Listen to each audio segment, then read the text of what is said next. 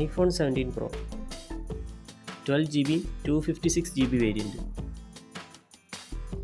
കഴിഞ്ഞ സെപ്റ്റംബർ 21 ഞാൻ അത് വാങ്ങിച്ചു. ഇപ്പോൾ 2 മാസം കഴിഞ്ഞു. സോ 2 മാസത്തെ എൻ്റെ യൂസർ റിവ്യൂ ആയിരിക്കും ഈ വീഡിയോ. ഇതൊരു ക്വിക്ക് വീഡിയോ ആയിരിക്കും. സോ വീഡിയോ ലാസ്റ്റ് വരെ കാണാൻ ശ്രമിക്കുക. ഫസ്റ്റ് തന്നെ നമുക്കിതിൻ്റെ ക്യാമറ ഡിപ്പാർട്ട്മെൻറ്റിലേക്ക് പോകാം. 48 MB ട്രിപ്പിൾ ക്യാമറ സെറ്റപ്പാണ് ഇപ്രാവശ്യം ആപ്പിൾ കൊടുത്തേക്കുന്നത്. 48 MB ടെലിഫോട്ടോ വെച്ച് നമുക്ക് ഡേലൈറ്റ് ലേറ്റക്സ് ഒപ്റ്റിക്കൽ നല്ല ഡീറ്റെയിലിംഗ് ആയിട്ടുള്ള ഫോട്ടോ കിട്ടുന്നുണ്ട്. ആൻഡ് ഫ്രണ്ട് ക്യാമറയിൽ 18 MP ആണ് ഇപ്രാവശ്യം കൊടുത്തേക്കുന്നത്, അതും സെൻട്രൽ സ്റ്റേജ് ലെൻസ് വെച്ചിട്ട്. സെറ്റിങ്സിൽ പോയിട്ട് ഓൾറെഡി പ്രോറോ ഫോർമാറ്റ് സെലക്ട് ചെയ്തിട്ട് അതിൽ ഡീഫോൾട്ടായിട്ട് നമുക്ക് ജെപെഗ് മോസ്റ്റ് കോമ്പാറ്റബിൾ പറഞ്ഞിട്ടൊരു ഓപ്ഷൻ ആയിരിക്കും ഉണ്ടാവുക. സോ അത് നമുക്ക് എക്സൽ ലോസ്ലെസ് അല്ലെങ്കിൽ ലോസി എന്നൊരു ഫോർമാറ്റിലേക്ക് മാറ്റാം. അപ്പോഴാണ് ആ ഒരു HDR കോണ്ടൻറ്റൊക്കെ നല്ല ഡീറ്റെയിലിംഗ് ആയിട്ട് നമുക്ക് ഫോട്ടോ എടുക്കുമ്പോൾ കിട്ടുള്ളൂ. ഫോട്ടോ എടുക്കുന്നതിനേക്കാൾ മുമ്പ് ഈ ഒരു കാര്യം ശ്രദ്ധിക്കുക. 18 MP സെൻട്രൽ സ്റ്റേജ് ലെൻസാണ് സെൽഫി ആയിട്ട് ഇപ്രാവശ്യം കൊടുത്തേക്കുന്നത്. ആൻഡ് ആ ഒരു ലെൻസ് വെച്ച് നമുക്ക് പോർട്രേറ്റ് ആണെങ്കിലും ലാൻഡ്സ്കേപ്പിലും photos and video selfie camera വെച്ച് എടുക്കാൻ പറ്റും, which is a great feature.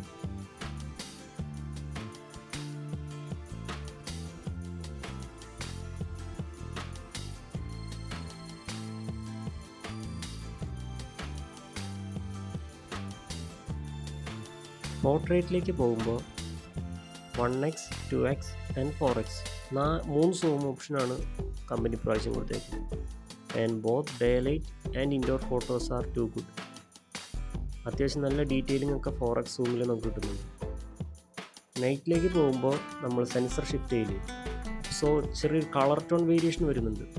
അതിൻ്റെ സോഫ്റ്റ്വെയർ ഗ്ലിച്ച് അല്ലെങ്കിൽ ചിലപ്പോൾ എൻ്റെ ഫോണിന് മാത്രമായിരിക്കാം. 8x പോകുമ്പോൾ അത്യാവശ്യം നല്ല കളർ ചേഞ്ച് ആവുന്നുണ്ട്.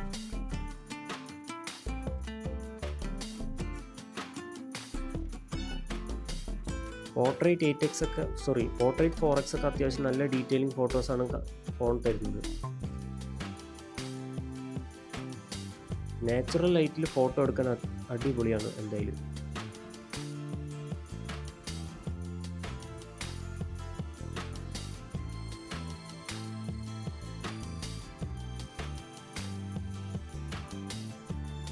വീഡിയോ ഡിപ്പാർട്ട്മെൻറ്റിലേക്ക് പോകുമ്പോൾ 4K 120 FPS ആണ് ഇപ്രാവശ്യം ആപ്പിൾ കൊടുത്തേക്കുന്നത്. 4K 120 FPS HDR കോണ്ടന്റിൽ നമുക്ക് വീഡിയോ ഷൂട്ട് ചെയ്യാം.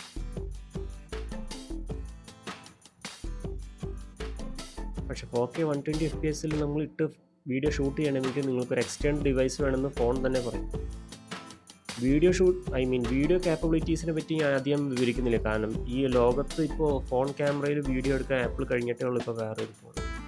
ബട്ട് സ്റ്റിൽ എനിക്ക് ഫ്രണ്ട് ക്യാമറയിലൊക്കെ അത്യാവശ്യം ചെറിയൊരു വാഷ് ഔട്ട് പോലെ ഫീൽ ചെയ്യുന്നുണ്ട്. വീഡിയോ എടുക്കുമ്പോൾ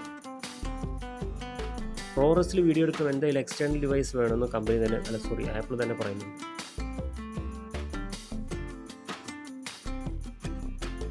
ഫ്രണ്ട് ക്യാമറയിൽ അത്യാവശ്യം നല്ല ഡീറ്റെയിലിംഗ് ആയിട്ട് എക്സ്പോഷറൊക്കെ അത്യാവശ്യം കൺട്രോൾ ചെയ്ത് നല്ല ഫോട്ടോസ് കിട്ടുന്നുണ്ട്. But when it comes to video ചെറുതായിട്ടൊരു വാഷ് ഔട്ട് വരുന്നുണ്ട്. സോഫ്റ്റ്വെയർ ഗ്ലിച്ച് തന്നെയാണെന്നാണ് എൻ്റെ വിശ്വാസം. അടുത്ത സോഫ്റ്റ്വെയർ അപ്ഡേറ്റിൽ ഇത് ഫിക്സ് ആവേണ്ടതാണ്. Now let's talk about display. 6.3 ഇഞ്ചിൻ്റെ AMOLED ഡിസ്പ്ലേ ആണ് ഇപ്രാവശ്യം ആപ്പിൾ കൊടുത്തേക്കുന്നത്. വീഡിയോ കൺസംഷൻ ആയാലും യൂട്യൂബ്, നെറ്റ്ഫ്ലിക്സ് എല്ലാം അത്യാവശ്യം നല്ല രീതിയിൽ നമുക്ക് എൻജോയ് ചെയ്യാൻ പറ്റുന്ന ഒരു സ്ക്രീൻ തന്നെയാണിത്. 120 ഹെർട്സിൻ്റെ ആൻറ്റി റിഫ്ലക്റ്റീവ് കോട്ടിംഗ് ഉള്ള സ്ക്രീനാണ് ഇപ്രാവശ്യം ആപ്പിൾ കൊടുത്തേക്കുന്നത്. ആൻറ്റി റിഫ്ലക്റ്റീവിനെ പറ്റി പറയുമ്പോൾ നമ്മൾ അതിൻ്റെ മുകളിൽ കൂടെ ഒരു ടെമ്പേർഡ് ഗ്ലാസ് ഒട്ടിക്കുന്നില്ല. സോ എനിക്കറിയുന്നില്ല ആ ഒരു റിഫ്ലക്ഷൻ എഫക്റ്റീവ് ആണോ ഇല്ലയോ എന്ന്, ആൻറ്റി റിഫ്ലക്റ്റീവ് എഫക്റ്റീവ് ആണോ ഇല്ലയോ എന്ന് എനിക്കറിയുന്നില്ല. കമൻറ്റിൽ പറയും ഗൈസ്. പെർഫോമൻസിലേക്ക് വരുമ്പോൾ ഫോൺ വാങ്ങിച്ചിങ്ങനെ ആദ്യം ചെയ്ത കാര്യം ആൻഡ്രോയിഡ് ടെസ്റ്റ് ചെയ്തതാണ്. 2.2 മില്യൺ to 2.3 മില്യൺ വരെ എനിക്കിതിൽ കിട്ടുന്നുണ്ട്. ബട്ട് പ്രാക്ടിക്കലി നോക്കുമ്പോൾ ഒരു വിഷയമില്ല. ഞാൻ ഈ അടുത്ത് ഇറങ്ങിയ റെഡ് ഡെഡ് റിഡംപ്ഷൻ എല്ലാം ഞാൻ അതിൽ കളിച്ചു നോക്കി. 60 FPS ഫ്രെയിം റേറ്റിൽ നമുക്കിത് കളിക്കാൻ പറ്റുന്നുണ്ട്. സോ പ്രാക്ടിക്കലി പെർഫോമൻസിന് ഒരു വിഷയമില്ല. ഇതുവരെ ബഗ്സ് അങ്ങനെ ഒന്നും ഞാൻ എൻകൗണ്ടർ ചെയ്തിട്ടില്ല. 4000 mAh ബാറ്ററിയാണ് ഇപ്രാവശ്യം കമ്പനി കൊടുത്തേക്കുന്നത്. And casual use Netflix, YouTube, WhatsApp അങ്ങനെ കാഷ്വൽ ആണെങ്കിൽ നിങ്ങൾക്ക് ഒരു ദിവസം കഴിഞ്ഞാലും ബാറ്ററി കിട്ടും. പക്ഷേ ഹെവി ടാസ്ക്, അതായത് ഇപ്പോൾ ഗെയിമിങ് അല്ലെങ്കിൽ ഇപ്പോൾ ചെറിയ എഡിറ്റിംഗ് ഒക്കെ ആകുമ്പോൾ നിങ്ങൾക്ക് കഷ്ടി ഒരു ദിവസം തന്നെ കിട്ടുന്നുള്ളൂ. സ്ക്രീൻ ടൈം നോക്കുമ്പോൾ നിങ്ങൾക്ക് ഒരു 5 അവർ കിട്ടും, വിച്ച് ഈസ് ഗുഡ്. ഇതുവരെ എനിക്ക് 2 അപ്ഡേറ്റ് ഇതിൽ കിട്ടിയിട്ടുണ്ട്, 26.1 വരെ.